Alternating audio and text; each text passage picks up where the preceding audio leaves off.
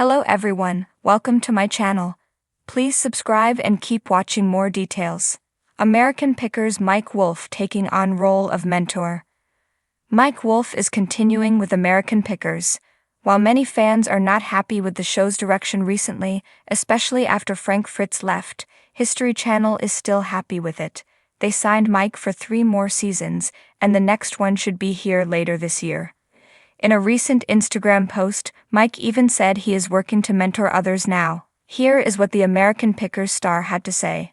Mike Wolfe working as a mentor on American Pickers? Since the History Channel fired Frank Fritz from the reality show, Mike Wolfe has been working on American Pickers with a new crew. Mike has moved on with his brother, Robbie, and Jersey John. Whether they have picked up the slack left behind by Frank is up to the viewers to decide. Mike Wolfe has been having fun with them, at least. In a recent Instagram post, Mike, 60, posted a photo of him talking to Robbie, 63, and John, 61, at a folding table. He then wrote in the comments, "Blessed to be a mentor to these 2 crazy guys. Here I am explaining to them the particular shade of green this Tin Army Jeep toy is. They obviously thought just green, but in fact the correct term is olive drab green. It was clearly a joke. And it seems that the 3 of them will keep hunting the country for the best finds for American Pickers for at least 3 more seasons." From the comments, it also seems like there are several fans who have bought into the new cast. All great dudes. Love the show more than ever now that Jersey is on. Dude reminds me of guys I grew up with. You're just trolling them, aren't you? You've been a mentor of mine since I was 9 years old in 2010, and I've been watching your show since day one. When will American Pickers be back on History? For fans who are more than ready for more American Pickers, the show will be back sooner than later. The show wrapped filming the new season in June, which means all that is needed is editing and scheduling for History Channel. When asked about the new season, Mike Wolfe said that he thinks the show will premiere season 26 in October. This lines up as there were new seasons starting in October in 2013, 2015, 2016, 2017, and 2019. There were 2 seasons a year through that time, but since the pandemic there has just been 1. It looks like they might be hitting 2 again though, and the next is almost here. The sun was dipping low on a dusty Tennessee evening when Mike Wolfe, founder of American Pickers, walked into his antique-filled shop. The store hummed with a sense of mystery, with treasures from countless road trips and adventures strewn across the shelves. But today was different. Today, Mike was expecting someone who could be the future of the picking world. He'd been doing this for decades, digging through barns and warehouses, hunting for history and connecting with people through their stories and their items. Now he felt the pull to pass that knowledge along. It wasn't like Mike to get nostalgic. He was usually focused on the next big find, the next small town. But seeing his younger brother Robbie step up to help run the show after Frank Fritz's departure had sparked something in him. Robbie had proven himself, bringing a fresh dynamic to the team. Watching Robbie grow into the role made Mike wonder, what if he could help others learn the art of picking too? Mike's guest today was a young woman named Clara. She had been emailing the store for months, describing her fascination with antiques and how she'd been picking her way through flea markets since she was a kid. There was something about her enthusiasm, her genuine passion for history, that resonated with Mike.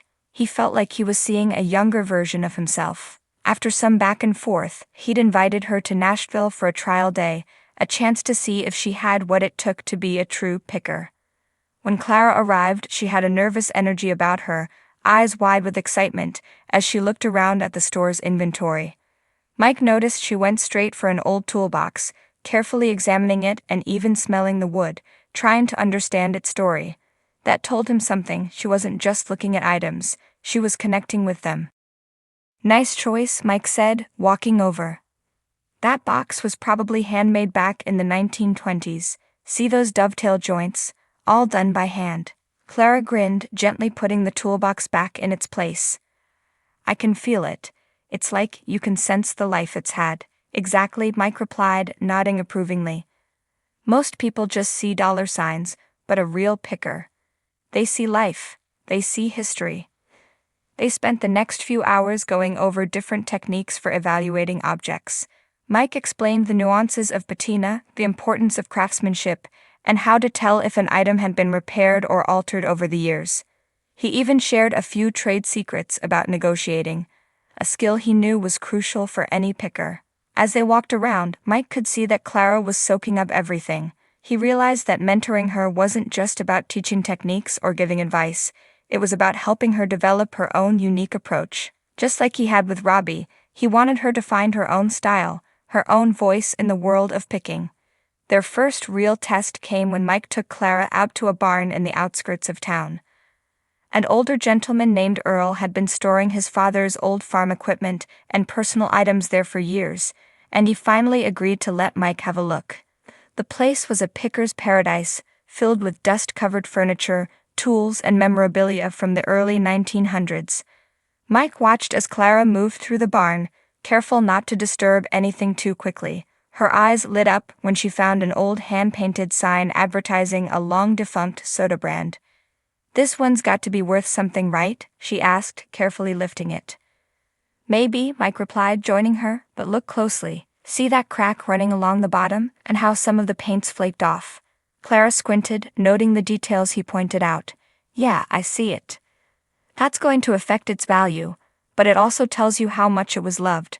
A sign in perfect condition doesn't always tell a story, but this one, you know it's been around a long time, probably hung outside some old general store, baking in the sun every day." They spent hours sorting through the barn, with Mike offering insight into each item's history, function, and potential value. By the end of the day, Clara was exhausted but thrilled, her head spinning with new information and techniques. As they drove back to Nashville, Mike could sense her excitement, but he also saw a shadow of doubt cross her face. "What's on your mind?" he asked. "Do you think I can really do this? Be a picker, I mean. There's so much to learn, and it feels like I'll never know enough." Mike chuckled. "If you're waiting to know everything, you'll be waiting forever. Even after all these years, there are still surprises, things I learn on every pick. The trick is to keep that curiosity alive. Don't be afraid to make mistakes, you learn from every one of them." Clara smiled, visibly reassured. "Thanks, Mike, I needed that." Over the following months, Mike continued to mentor Clara, taking her on more picks and even introducing her to Robbie and Danielle back at the shop. Each day brought new lessons, from spotting reproductions to understanding the emotional side of picking, like how to respect the stories behind each piece they encountered. For Mike, mentoring wasn't just about teaching skills, it was about preserving a legacy, passing down the respect and admiration he had for history and craftsmanship. He started thinking about ways to bring more young people into the picking world, maybe even establishing an apprenticeship program or hosting workshops. After all, he realized the art of picking was at risk of being lost in a world increasingly focused on fast fashion, disposable goods, and digital everything. One crisp autumn day, Mike took Clara back to that same barn they'd picked through months before. She was surprised at how much more she noticed this time, pointing out details and asking questions she hadn't thought of the first time. "I guess I'm starting to see things differently," she said. Mike grinned. "That's the idea. You're not just looking anymore, you're reading these items like a book. And that's when you know you're a picker." As the two loaded a few finds into the van, Clara turned to Mike. "Do you think I'll ever be as good as you?" "Better," he replied without hesitation. "Every picker brings something unique. You'll find your own path, your own way of seeing things." Driving back into the heart of Nashville, Mike felt a sense of fulfillment he hadn't experienced in a while. Watching Clara's growth reminded him of why he started this journey in the first place, to honor the past and keep its stories alive. He was no longer just American Picker's lead. He was a mentor now, shaping the future of picking, one lesson at a time. And for Mike, that was perhaps the greatest treasure of all.